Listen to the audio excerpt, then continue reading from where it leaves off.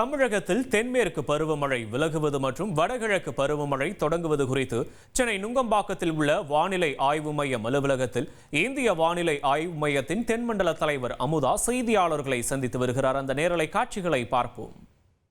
10ஆம் தேதி அக்டோபர் தமிழகத்தில் வடகிழக்கு பருவமழை துவங்குவதற்கான குறியீடுகள், அதை பற்றி பல முக்கிய தகவல்களை பகிர்வதற்காக இந்த பிரஸ் மீட் வச்சிருக்கோம். நேற்று இந்திய வானிலை ஆய்வுத்துறை ஒரு எக்ஸ்டெண்டட் ரேஞ்ச் ஃபோர்காஸ்ட் வெளியிட்டாங்க. எக்ஸ்டெண்டட் ரேஞ்ச் ஃபோர்காஸ்ட் அப்படின்னா ஒரு 2 வார காலகட்டத்திற்கான ஃபோர்காஸ்ட். அதன்படி தென்மேற்கு பருவமழை 16 to 18 அக்டோபர் தேதிகளிலே இந்திய பகுதிகளிலிருந்து விலகுவதற்கான சாத்தியக்கூறுகள் உள்ளன. அதே சமயம் வளிமண்டல கீழடுக்குகளிலே இப்பொழுது மேற்கு திசை காற்று வீசிக்கொண்டிருக்கிறது. அது டிரான்சிஷன், அதாவது மாறணும். மேற்கு திசை காற்று கிழக்கு வடகிழக்கு திசை காற்றாக வீசும் பொழுது தமிழகம், புதுவை மற்றும் காரைக்கால் பகுதிகளில் வடகிழக்கு பருவமழை 16 to 18 அக்டோபர் வாக்கில் துவங்குவதற்கான சாத்தியக்கூறுகள் அமைந்திருக்கின்றன. வழக்கமா நம்ம காலநிலைப்படி பார்த்தோம்னா 1 அக்டோபர்ல இருந்து 31 டிசம்பர் வரைக்கும் தான் இந்த வடகிழக்கு பருவமழை காலம்னு நம்ம சொல்லுவோம். இப்ப நம்ம 2025 வரப்போகுதுன்னு ஃபோகாஸ்ட் பண்ணியிருக்கோம். கடந்த 15 வருடங்கள்னு பார்த்தீங்கன்னா ஆல்மோஸ்ட் எல்லா வருடங்களுமே உங்களுக்கு அக்டோபர் மாதத்துல தான் வடகிழக்கு பருவமழை துவங்கி இருக்கிறது. அநேக வருடங்கள் இயல்பை விட அதிகமாகத்தான் மழை பொழிவு இருந்திருக்கிறது. ஒரு 2 வருடங்கள் மாத்திரம்தான் இயல்பை விட குறைவாக பதிவாகி இருக்கிறது. அதே மாதிரி நம்ம லாங் ரேஞ்ச் ஃபோர்காஸ்ட் தமிழ்நாட்டுக்கு கொடுத்த ஃபோர்காஸ்ட் படி பார்த்தீங்கன்னா வட மாவட்டங்கள், தமிழ்நாட்டின் வட மாவட்டங்கள்ல இயல்பாகவும் இயல்பை விட அதிகமாகவும் இந்த வடகிழக்கு பருவமழைக்கான மழை பதிவாக வாய்ப்பிருக்கிறது என்று கணிக்கப்பட்டிருக்கு. தென்கோடி மாவட்டங்கள் தமிழகத்துல இயல்பாகவும் இல்லது இயல்பை விட குறைவாகவும் பதிவாக வாய்ப்பிருக்குன்னு கணிக்கப்பட்டிருக்கு. வழக்கமா அக்டோபர், நவம்பர், டிசம்பர் அப்படின்ற அந்த பீரியடுக்கு இந்த 3 மாதங்கள் 92 நாட்கள்ல நார்மலா காலநிலைப்படி உங்களுக்கு 44 சென்டிமீட்டர் மழை பதிவாகிறது வழக்கம். இது இயல்பை விட அதிகமாக இருக்கலாம் என்று ஒரு கணிப்பு, அதாவது ஒரு 50 சென்டிமீட்டர் வரைக்கும் இருக்க வாய்ப்பு இருக்கிறது.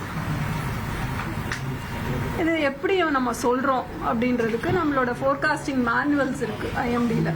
அதுபடி சில கிரைட்டீரியா, அதாவது சில அளவுகோல்கள் இல்லைன்னா சில விதிகள் IMDல ஃபாலோ பண்றோம். முதலாவது விதி தென்மேற்கு பருவமழை இந்திய பகுதிகளில் இருந்து விலகி இருக்கணும்.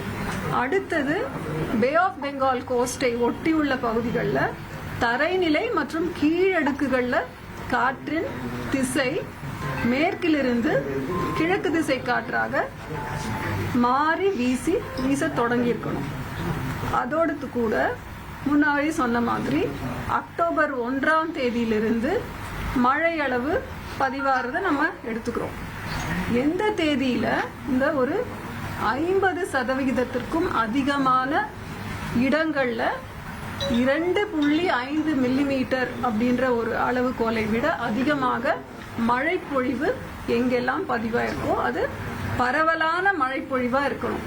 அந்த கிரைட்டீரியா சாட்டிஸ்ஃபை ஆகும் பொழுது இந்த 3 அளவுகோல்களும் சேர்ந்தால் போல் என்றைக்கு ஒரு நாள் துவங்குதோ அந்த தேதியை வடகிழக்கு பருவமழை துவங்கும் நாளாக நாம அறிவிப்போம்.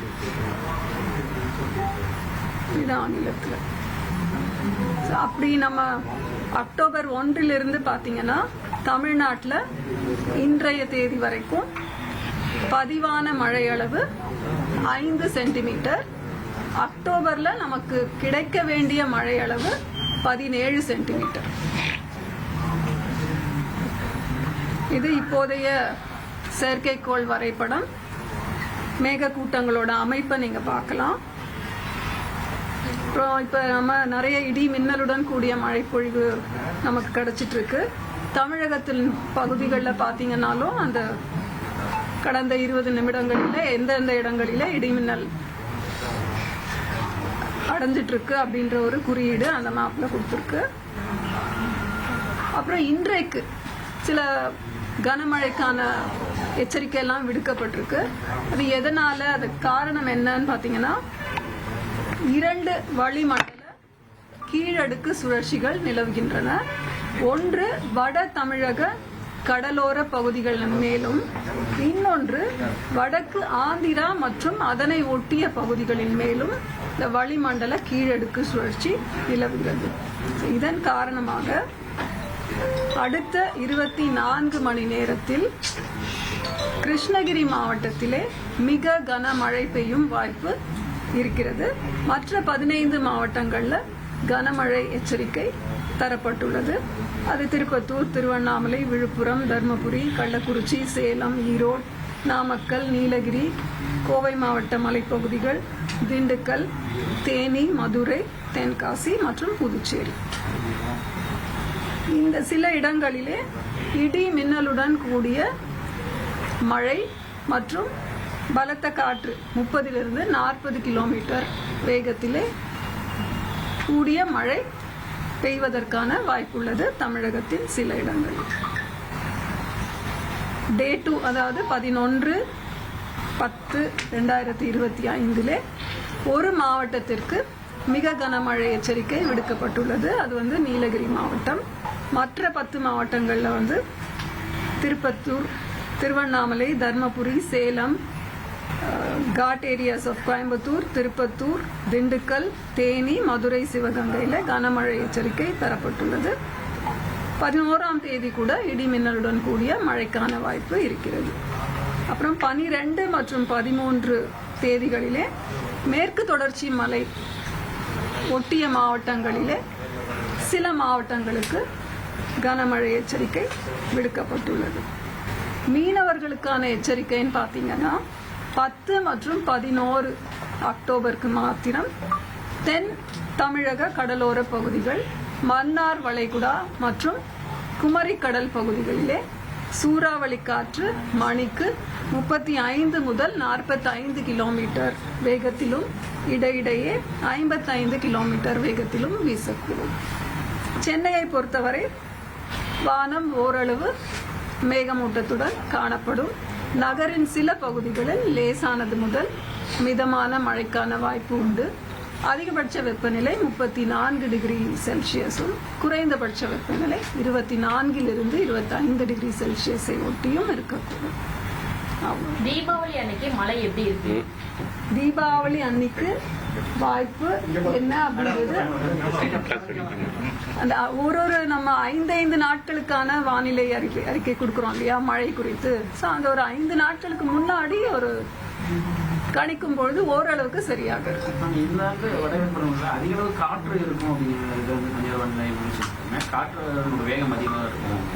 காற்றின் வேகம் எப்பவுமே, அதாவது இப்ப நம்ம சொன்னோம் இல்லையா, கடல்ல இருந்து இந்த ஈஸ்டர்லி செட்டின் ஆகும் பொழுது சில இடங்களிலே காற்றின் வேகம் கஸ்ட் ஈவென்ட்ஸ் இருக்க சான்ஸ் இருக்கு. பட் இந்த வருஷம் இருக்கும் அப்படின்னு நம்ம உறுதியா அப்படியே சொல்ல முடியாது. ஒரு காற்றழுத்த தாழ்வு நிலை இதெல்லாம் உருவாகும் பொழுது அந்த மாதிரி ஒரு அதிகமான காற்று வீச வாய்ப்பு இருக்கு. மேற்கு தொடர்ச்சி பகுதிகளில் மழை அதிகமா இருக்குமா கம்மியா இருக்கும்? நம்ம அந்த பிக்சர் காமிச்சோம் இல்லைங்களா,